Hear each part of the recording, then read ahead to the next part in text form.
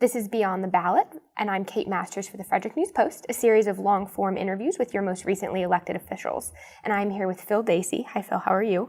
Good. Thank you for having me today. Of course. My pleasure. And do you want to tell people what you were just elected into? Sure. I was elected to Frederick County Council as an at-large member on the new Frederick County Council, the second Frederick County Council of all time. Yeah. And I know that in a lot of our articles, you are described as a longtime Frederick resident, but how long have you actually lived in the area? Well, I was born here and grew up going through the schools here, so I guess I'm 40 now. But I did move away for a time when I went to school. Mm-hmm. I went to College Park, and then I went to law school shortly after that at night, and University of Baltimore, and I was living in Anne Arundel County then, and I got married. My wife is from Gaithersburg, and when we started looking to start a family, we were looking where to buy, and we didn't want to stay in Anne Arundel County where we were, and so we moved back here, Frederick City, actually, 10 years ago. Okay, wow. And what made you want to move back to Frederick? Well, I have family here, and her family is now here as well. And starting a family of our own, we were obviously looking for good schools. We were looking for affordable housing, frankly, and those two things don't really happen between here and Baltimore so much. Affordable schools, you're either getting a trade-off on the affordable housing and then having to send kids to private school, or it's unaffordable if you're in a good public school district between here and in say Baltimore. So we were looking for a place that had a good community feel with good schools that we could raise our kids in. Also helps having the grandparents close when you have little ones. So yeah, Frederick was the natural fit. We moved in and right around the housing crisis of 2008, and we're relatively close to my parents' home. And then my first daughter was born in May of that year, so she got a good flavor of her grandparents right away, being so close. So. Wow. And when you moved back to Frederick, had the area changed at all from when you remember it? Yeah, quite a bit. I think Brewer's Alley opened when I was maybe a senior in high school. And before then, really it was kind of the dark period for downtown Frederick. So when I was growing up, mostly we didn't come downtown to go to Frederick City downtown very frequently. The old Seaboard Arts Library was there. We would go to, and but mostly it was part of that suburbanization, and the Frederick Town Mall was actually booming. So when we went out shopping, we would go to the Frederick Town Mall or the FSK Mall, or as my parents called it, the New Mall, because I think it was built about a year after the Frederick Town Mall. So yeah, we would end up going to the more suburban areas to shop, and there really wasn't much going on in downtown Frederick. And being a teenager, growing up here in Frederick, I went to Thomas Johnson, and really there wasn't a lot going on in downtown Frederick as far as restaurants goes, as far as entertainment goes. No nightlife to speak of. So really, I think Brewer's Alley started ushering in that era, and really, I mean, when we came back here in 2008, there was so much going on in the downtown Frederick area that Frederick was really the place to be, and it's still thriving. People around the state are still learning about Frederick and learning everything that we have to offer here. My wife had some preconceived notions about what Frederick was, having grown up in Montgomery County, but when she came back, when we started visiting to look for homes, we would always stop at restaurants. We would always stop in the downtown to look around at the shops, and she was just blown away. So I'd say that Frederick City went through quite a transformation in a short period of time, in about a decade, and it's still thriving today. Yeah, and then I know that and most people know you as a city alderman, so you moved back to Frederick, you waited a few years, and then what made you want to enter politics? Well, actually, I got involved when I moved back in 2008. I got involved by applying to the Frederick City Board of Zoning Appeals, and Mayor McClement selected me, and the Board of Aldermen approved me to be a member on the Frederick County Board of Zoning Appeals. I always thought that I wanted to get involved in local civic life. I think it's important to be a contributing member of your community, and Frederick Board of Zoning Appeals was really interesting to me. It gave me an opportunity to learn the city. There's all sorts of appeals from all over Frederick City, and really with those kind of boards and commissions, I actually brought I think a different perspective. I was really on those boards. I was really on the Frederick Board of Zoning Appeals. I felt like to try and help the residents achieve their goals, and that was very rewarding. In that, a lot of times people that get involved in boards and commissions may have an agenda. We have a lot of good people that serve on boards and commissions. I'm not maligning any of them, but they have a certain perspective. They're volunteering their time because they feel strongly about things like architectural preservation, or they feel strongly about the way the community should look. But really the way I saw my role was helping applicants, and there's people that really wanted to, say, add a garage onto their home, or add a back porch, things that the rules required an additional approval for. And so I always found myself looking through the code for ways that we could interpret the law such that we could allow the residents to achieve the goals that they wanted to achieve. And that was, I found it very rewarding being on the Frederick City Board of Zoning Appeals and helping residents through that process. And through that, I got interested in the local political scene, and I decided to run in 2013 for the Board of Aldermen, and I was fortunate enough to be elected and serve for 4 years in Frederick City. And I think I brought an important voice to the process. I always worked well with my colleagues. I'm much more on the side of the more libertarian side, if you will, letting people do what they want with their own property, and providing services to them through government, but trying to reduce the amount of restrictions that on the restrictive side of government. And I thought that's an important voice to have on the Board of Aldermen, and I think I represented it well. And then I decided to continue at the county level. I saw what was going on at the county level and decided to throw my hat in the ring there for the at-large position, and I was luckily enough to be successful in achieving one of the at-large positions on the county council. And I know you mentioned how satisfying it was to kind of have that individual impact on the Zoning Board of Appeals. So when you went in as alderman, what were your top goals for the city? Well, actually, I ran on a number of interesting things. One of the things that I had talked about, and actually many of my colleagues had talked about too, was Frederick City didn't have a year-round homeless shelter. It was just a cold weather shelter at that point in 2013. And I felt like that was an obligation that we had to. Frederick had reached a point where we needed a year-round homeless shelter. And so in the first budget, we were able to put enough funds together with the mayor's help, to fund the year-round shelter and have it run through the Frederick Community Action Agency, which is part of the Frederick City government.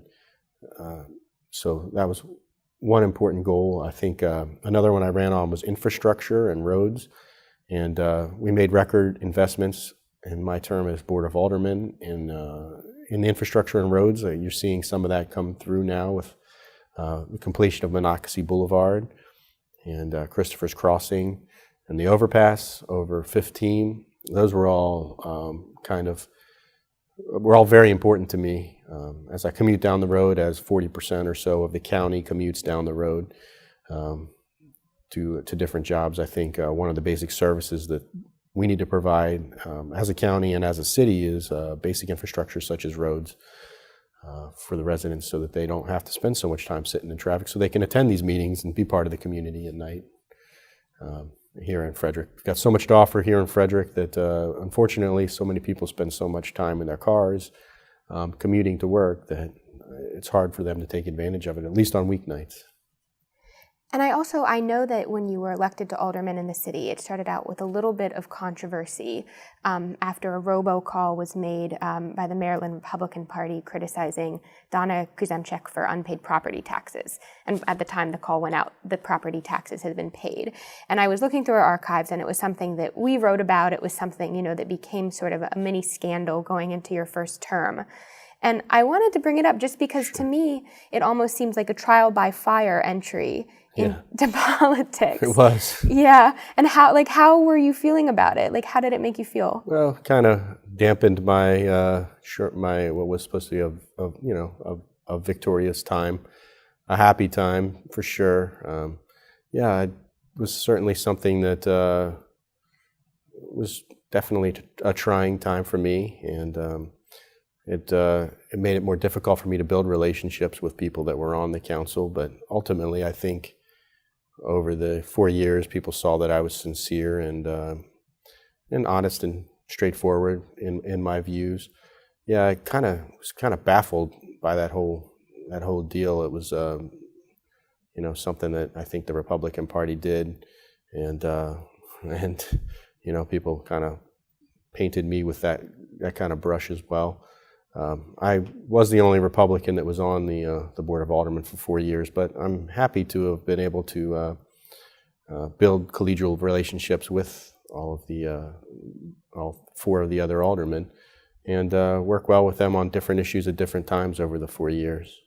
And when you say you were baffled by the call, like what do you mean by that exactly? Well, I guess looking back, it was a robocall that was paid for by the Maryland Republican Party. It was information that they had and chose to use in a call to, I guess, educate voters, and really, for some reason, I guess because I was the Republican, they had kind of used that to kind of make a lot of claims about me and in my campaign. So I was a little bit taken aback by that. Because your brother requested the call, did he not? Well, I don't know. I'd have to talk with him, but I think it was publicly available information that was part of the it was in the Frederick News Post, and I think he may have alerted the Republican Party to that, but it was something that they chose to do and pay for and all that stuff, and so it's something that really kind of confused me and I viewed it as part of, it's claims are made all the time in elections. They go back and forth. It's part of electioneering. And it was a little bit, people said lots of things about me as well during the campaign, but, I was just a little bit baffled by the reaction to something that the Republican Party did. And going in, you mentioned that it made things a little more difficult. So how did you rebuild that house, so to speak, and those relationships? Well, I mean, I went in and I talked with each of my colleagues individually, and talked to them about the fact that I was going to have to earn their trust. I understood that, and I think I worked to do that over the 4 years. I was able to. People were able to see that I was an honest broker and straightforward and all that good stuff, and we worked well on different issues together over the 4 years. Yeah. And did you think it left any lasting lessons with you, or did you learn anything going in? I'm not sure if it left lasting lessons, but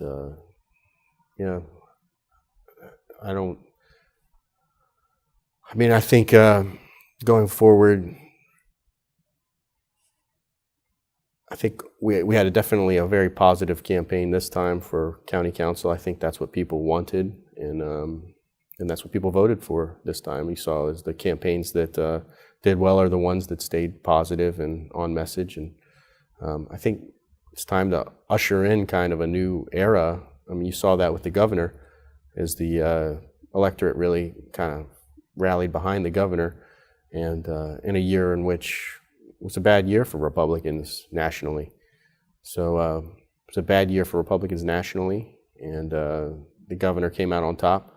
He was able to win over a lot of crossover votes because people saw that he was able to work in a bipartisan manner and focus on delivering for the citizens of Maryland. And I think you had a lot of people locally that did the same thing.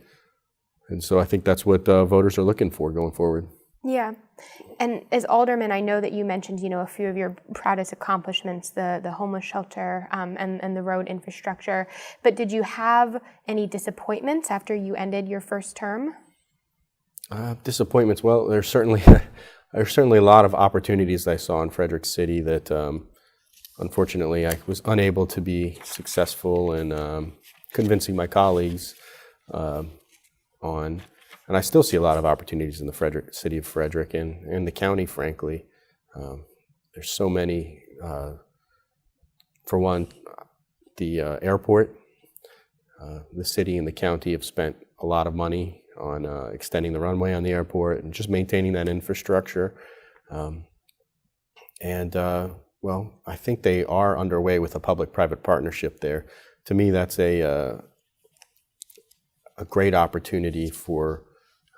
There's a huge demand for hangar space there, and the city and the county, frankly, can't afford to build it. And so a public-private partnership which leases land to somebody who can build it, maintain it, and then charge for the hangar space is a better fit, I think, for the airport.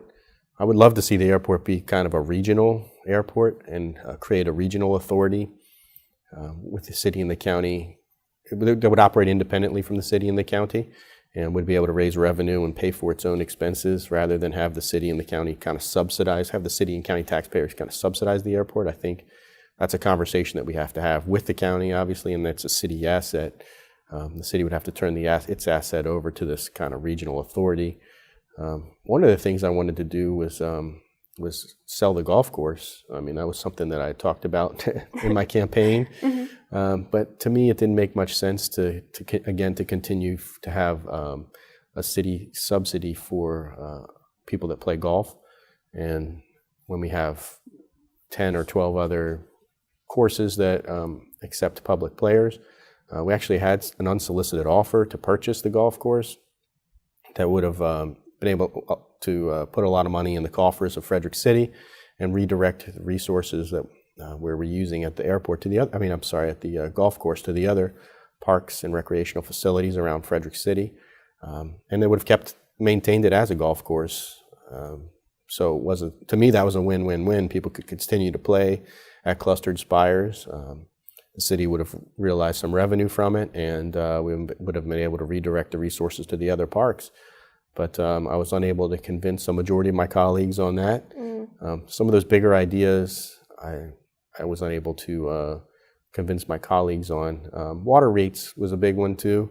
I don't know if you saw some of that in the research, but I feel like Frederick City, well, I feel like there's an opportunity within Frederick City to address water rates and in a more comprehensive way. I was never satisfied with the answer that we're just going to have to continually increase water rates every year from here until eternity, 3%, which is essentially what track we're on right now. I don't feel like that's a good precedent, and I don't feel I feel like there's a better way of addressing that. But I think my colleagues were, I guess I wouldn't say satisfied with that, but that's the direction that they voted to move forward, and ultimately was just a gradual increase in water rates every year. So the water bills for me, who's a city resident, will continue to go up 3%.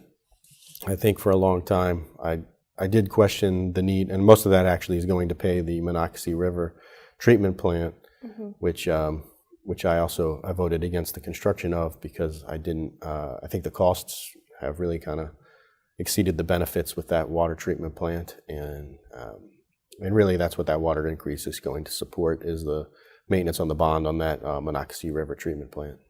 And water and sewer rates are something, that could come up, as you said, on the council. And so what are creative workarounds that you think could be accomplished, to avoid those rates going up? Because sometimes it seems hard to think about how it could work otherwise. It does. One of them was to kind of relook at the need for that, what we got out of that Monocacy River treatment plant. But that ship has sailed. Ways to find, to look to find ways to reduce the cost of the treatment plant would have been one. But water and sewer, there's no doubt that's a service that we need to provide. We need to continue to provide safe water. There's no question about that. At the county level and the city level, they're almost sometimes not in concert, because the way the city purchases water from the county, it really benefits the county more so than the city residents. So the city residents are paying for capacity that they're not using from the county. And so that'll be an interesting topic going forward, because I'm representing Frederick City as well as Frederick County. And so those interests are not always 100% aligned in that, in that the county is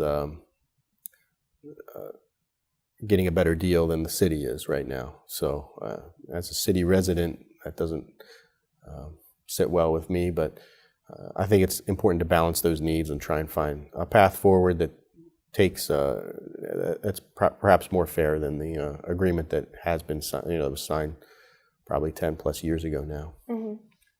And I wanted to ask you too, because you mentioned how being alderman kind of made you want to set your sights further and run for county council. But I think that a lot of times running for office is sometimes a sign that you think you can do things better than the previous administration. And so what do you think you can do better than the previous county council? It's a good question. I think we've set a good tone here for the new county council. I think there were some rocky moments with the last county council, and part of the reason why I wanted to run was I think a lot of the people that ran were motivated by, this is not representing Frederick County well. We're not putting Frederick County's best foot forward for people that want to do business here, people that want to live here, and people that want to work here. It wasn't a good look to have such contentiousness on the council with the county executive. And so I think we've set a new tone here already. We saw last night, we voted a bipartisan leadership in unanimous support from the county council. And I think that sends a good message to the voters and the citizens, the people that we represent. I think that's what they wanted. And happy that we were able to take that small step to provide that, hopefully, confidence as and also setting the tone. It's a good way to set the tone for the 4 years and provide voters an early confidence that we're not going to delve into the personal attacks and things that happened in the last county council. So, I think that's something that citizens should be able to expect from their government. Those are basic things, is people should be able to talk and get along and talk civilly about issues and not get personal. And as I said in my speech on the swearing in, we're not always going to agree. There's 7 of us, I think, and I said the other night, there's 7 of us up here. We shouldn't all agree. That's something that voters wouldn't expect. We wouldn't need 7 of us if we always all agreed. So we all bring a unique perspective and a unique vision to the county council. But it's a matter of how to put those forward. Understand that nothing's personal, it's all business, and we all have the best interests of Frederick County in mind, although we may differ on how to get there. Just understanding that people are up there doing the best that they can for Frederick County in their own hearts, and not taking it personal if somebody disagrees with you. So disagreements are going to happen, and it's just a matter of how we dialogue about that. Yeah, and I know you mentioned the political bickering a lot as you were campaigning, but was there a moment during the previous council administration where you thought, this is too much, I have to I have to run? I wouldn't say there was one moment, but just in general, I would say, people from around the state, I'm frequently, because of my job, I'm all around the state, and people heard that I was involved in Frederick County politics, and they would roll their eyes. They would roll their eyes when they found out I was from Frederick and say, "What in the heck is going on up there?"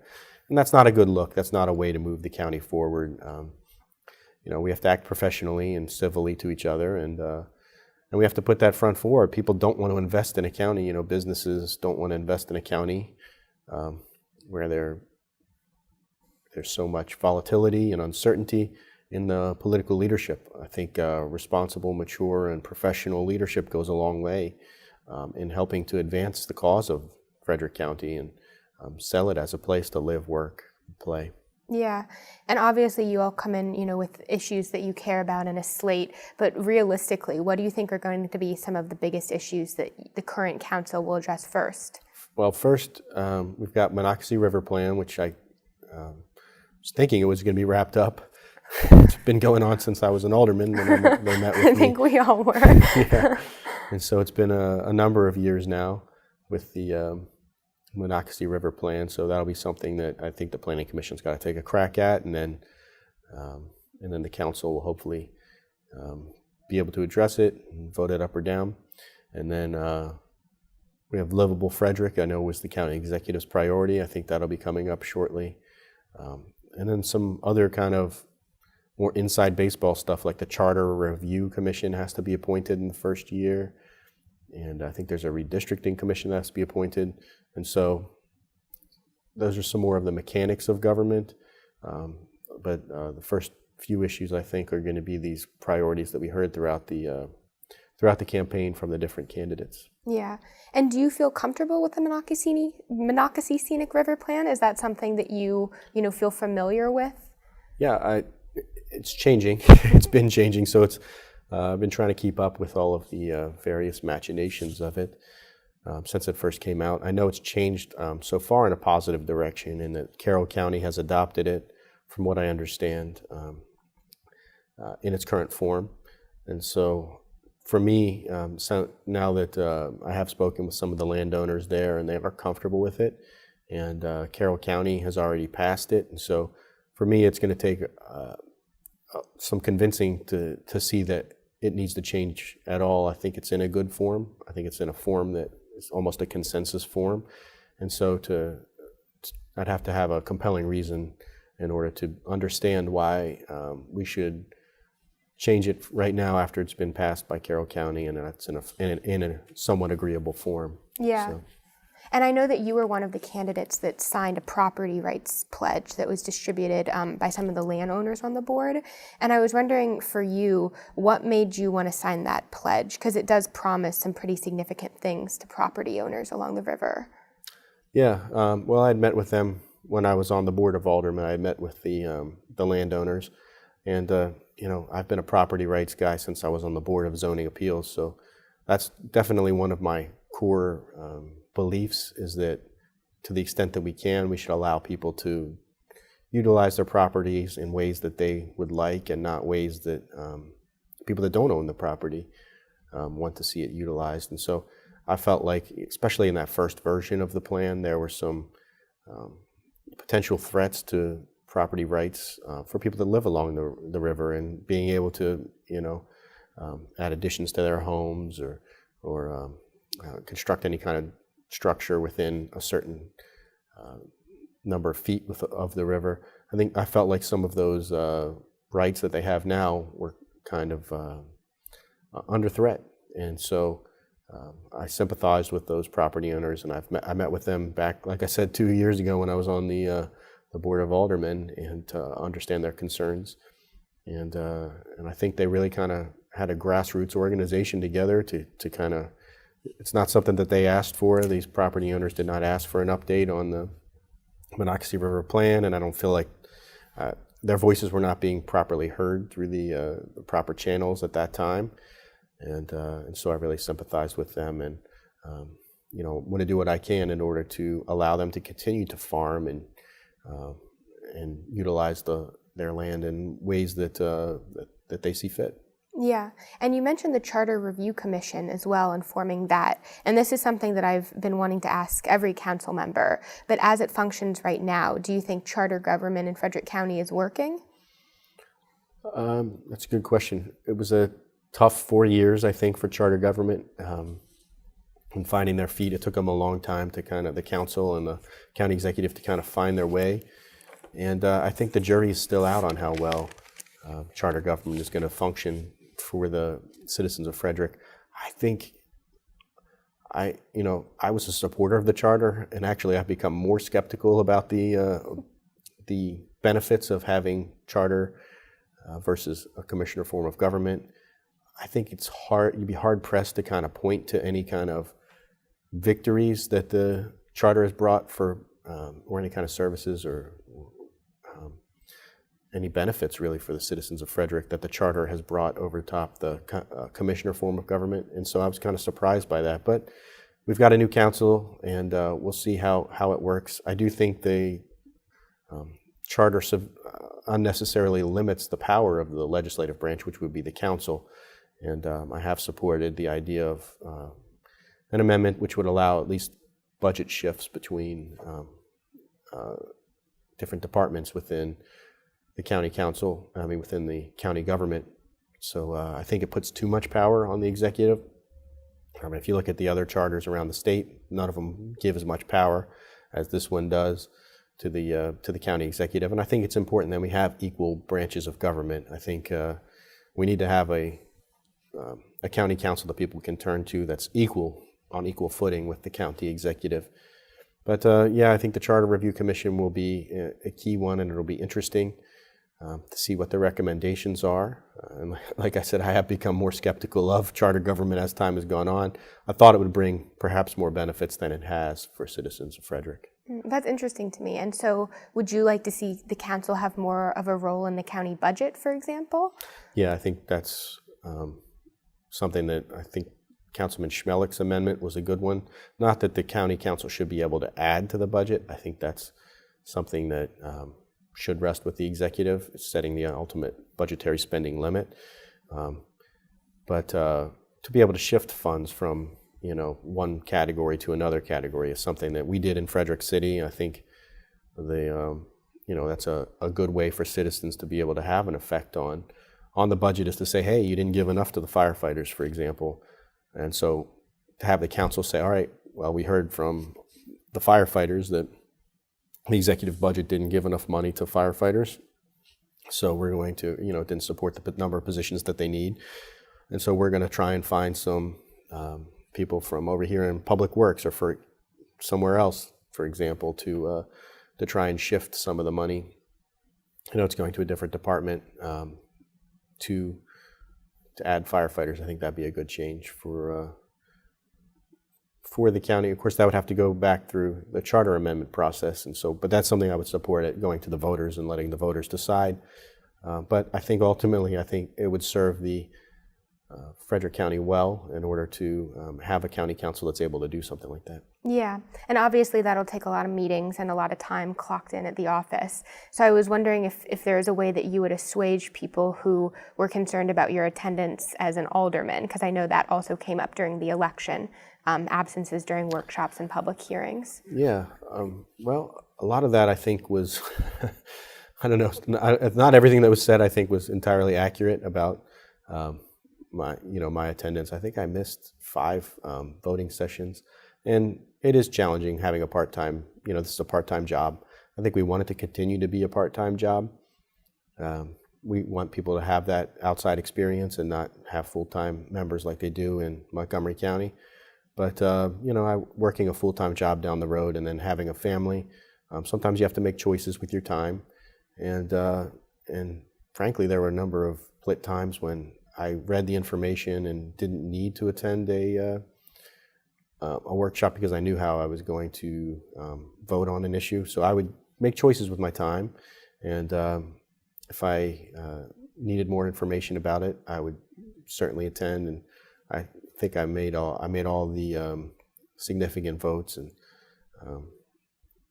you're able to keep up. In this kind of day and age, you're able to keep up by watching videos on your own time, watching the county council hearings at all time. But I think I only missed 5 public voting sessions in 4 years, which is, I think reasonable to expect given the fact that we had over 4 years, hundreds of public voting sessions. Yeah.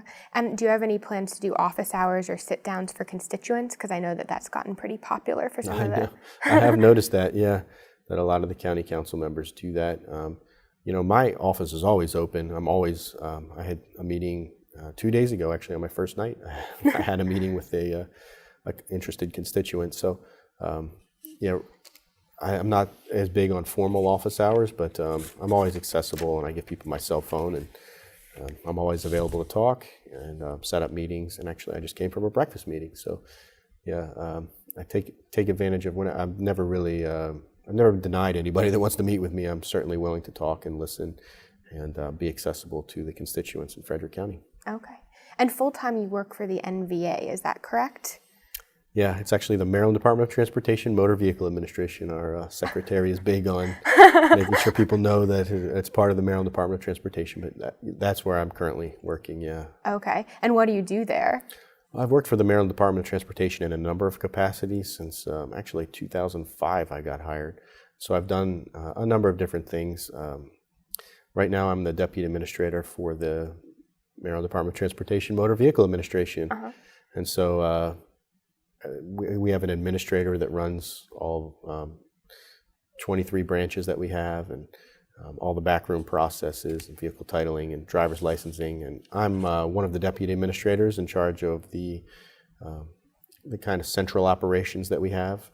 So people that have suspended licenses and people that have insurance issues with their vehicles or medical issues that could impact their driving. I'm kind of in charge of all of those units right now. Do you like it? Do you enjoy your job? I do. I think it's turning around people's idea about the motor vehicle administration is something that all of our leadership is passionate about. And I think you're seeing the motor vehicle administration do more and more things and provide more and more services to the citizens. It's really a very rewarding thing to do, to be able to reach out and help citizens directly achieve what they want to achieve. They want to get a driver's license. They want to be able to register their vehicle. They want to be able to get around. I mean, that car and that license and that identification card represents freedom. It represents people being able to achieve their life goals. And to be able to facilitate that it's rewarding. It's taught me a lot about how to be effective in government and how to run an effective organization. And hopefully those skills are also transferable to the county level. Yeah. And you relocated to Frederick to, establish your family. So tell me a little bit about them. Sure. I've got 2 daughters. They're both at Yellow Springs Elementary School. And what's kind of neat about where we live is that, we live on the old Allball farm, which is a farm. I was friends with Nico Allball growing up. And so I actually played on his farm quite a bit. And then, unfortunately, the economics of farming have changed. And the economics of, it's become more of a global business, less local.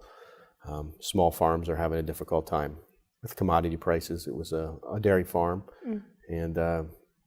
And so, in order for their family to do what was best, they had to sell the farm and develop the farm. And I know they were, it still tugs at their hearts today that they had to sell the family farm.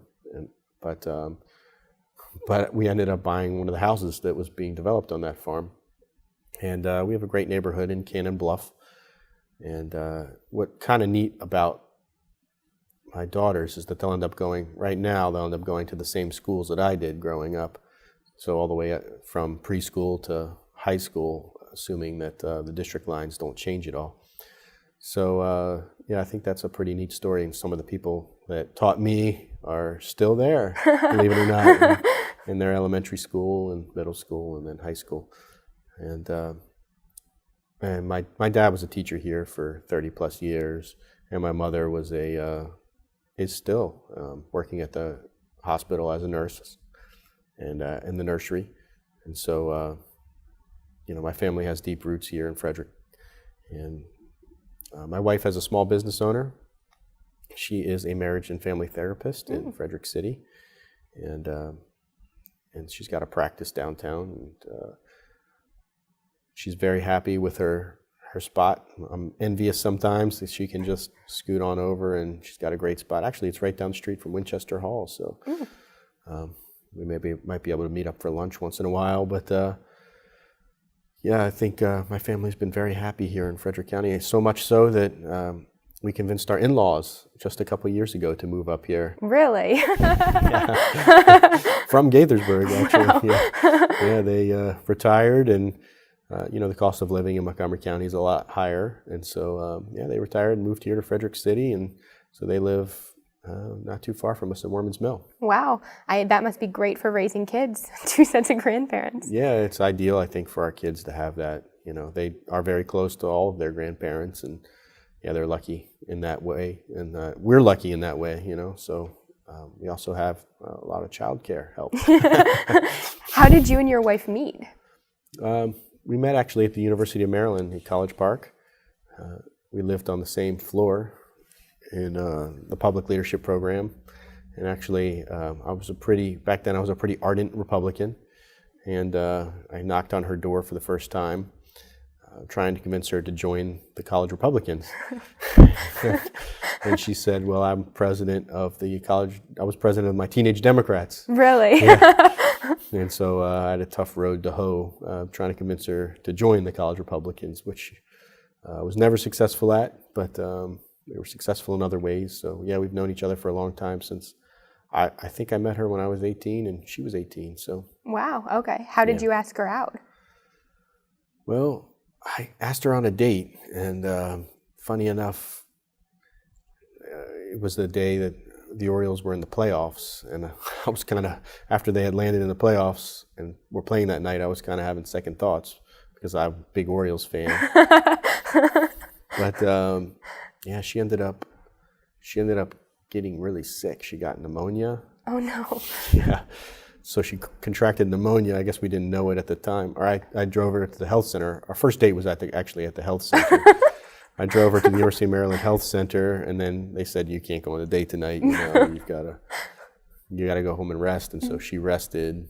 I got to watch the game, but yeah, she was pretty sick for some time. But yeah, it's an interesting story that I drove her to the health center for our first date, we say. Well, did the Orioles win? I don't remember, funny enough. It's back with Mike Mussina, and it was back in the day when the Orioles were still good. But yeah, a long time ago. Yeah, I know. That's how long ago we met, yeah. And what about you? Are you a dog or a cat person, would you say? We have that argument at my house currently. I'm a cat person. Yeah, my family is not as much a cat person. They would, I think, prefer a dog. But, we'll see. We'll see who ends up winning that battle. We don't have either right now, but, I would think a cat might be in our future more so than a dog. Okay. And what about pie or cake? Where do you stand on the pie-cake divide? I'm more of a pizza person. So if pizza's a pie, I'll definitely go with pie. Okay. I'd rather have pizza than dessert. Pizza's a pie. I'll give it to you. All right. And then I was wondering, if you could have dinner with 3 people, living or dead, who would you have dinner with? Oh boy, that's a good question. Living or dead? 3 people. I mean, I think the Pope would be really interesting. The current Pope. Mm-hmm. He's just a fascinating individual and has a lot of interesting ideas about the Catholic Church and just about life in general. I mean, who wouldn't want to take that opportunity, right, to talk with the Pope? Living or dead? I'll go with Abraham Lincoln. He's dead, right? I think so. Yeah. Abraham Lincoln, just a great thinker, like somebody that I've been fascinated with. I mean, went through so much in his life and did so much as president of the United States. And of course, being, interested in politics, I'd be interested to hear his take. And then I would say maybe Thomas Jefferson would be one. Okay. That guy was, so smart. I like to surround myself with smart people. I like to hear their views and learn from them. Thomas Jefferson's just reached that level of, genius that I guess most of us can't comprehend. He, scientist, farmer, inventor, wrote the Declaration of Independence at an age that I think he was before he was 30 when he wrote that Declaration of Independence, which is still, the basis for most democracies in the world.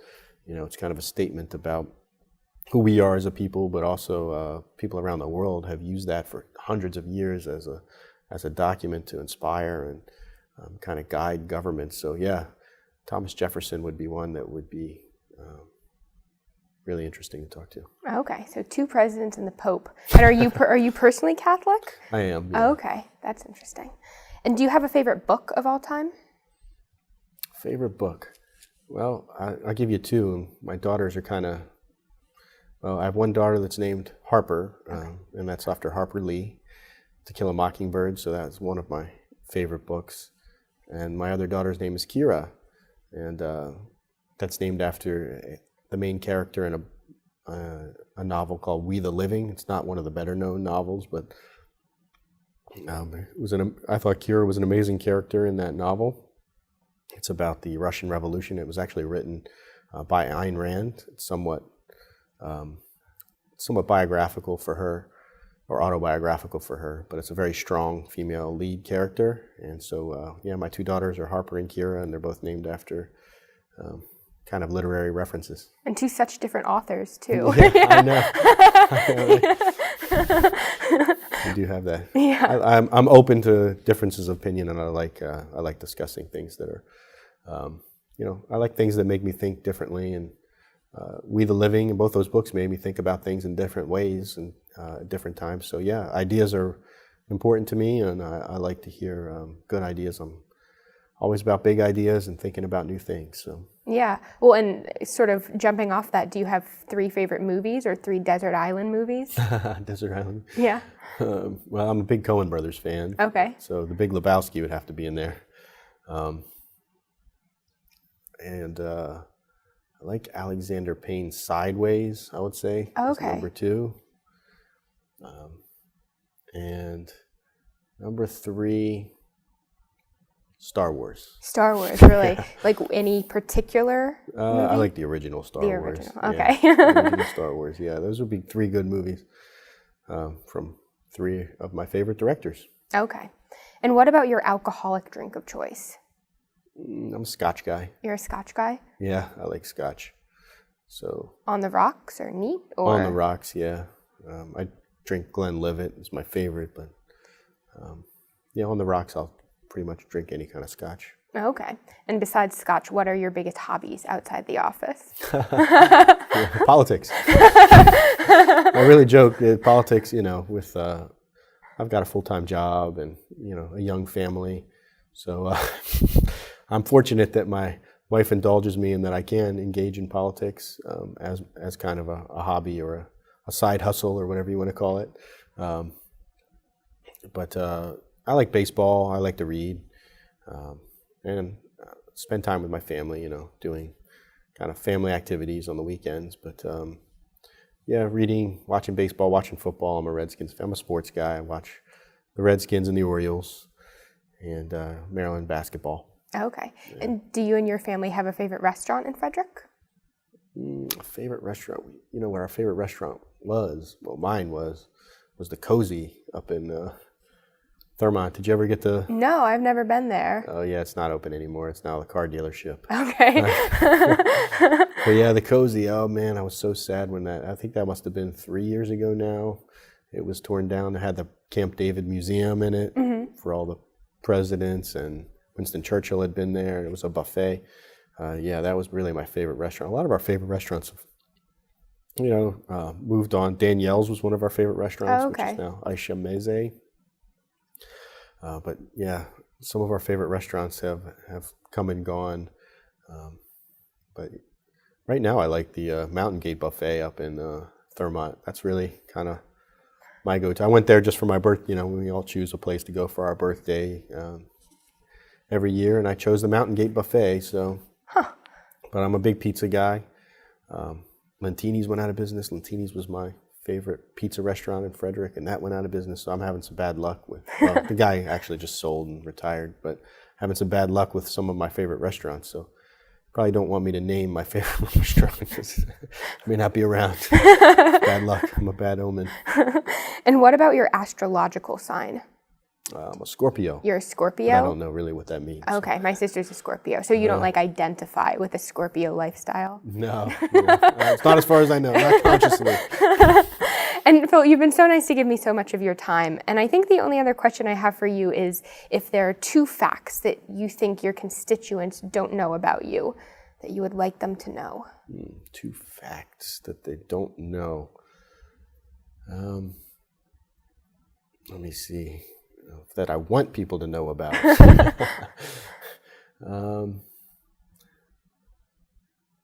How about I met Strom Thurmond once. Okay. How was that? I just shook his hand, but he was, towards the end of his life, so he wasn't really moving very well. Oh no. But I've never met my hero, Cal Ripken. That's somebody that I've never met, and it's one of those things he's been. If we had a boy, I probably would have named him Calvin, or I know after Cal Ripken. But growing up, that was my childhood idol was Cal Ripken, and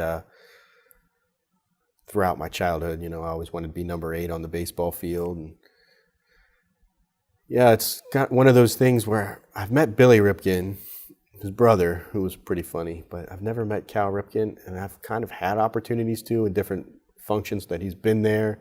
For whatever reason, it's one of those things I think where I don't want to burst my childhood bubble, to see that he is immortal, can shake hands, and have a conversation with. And I prefer him to be idealized as the perfect man. 21, broke the record, Iron Man, and so yeah. So if I ever see Cal Ripken on the street, I'll probably run the other direction. It'll be permanently unfulfilled on your bucket list. Yeah. My goal is to never meet Cal Ripken, my idol. Perfect. Well, thank you so much for coming on with us. I really appreciate it. All right. Well, thank you.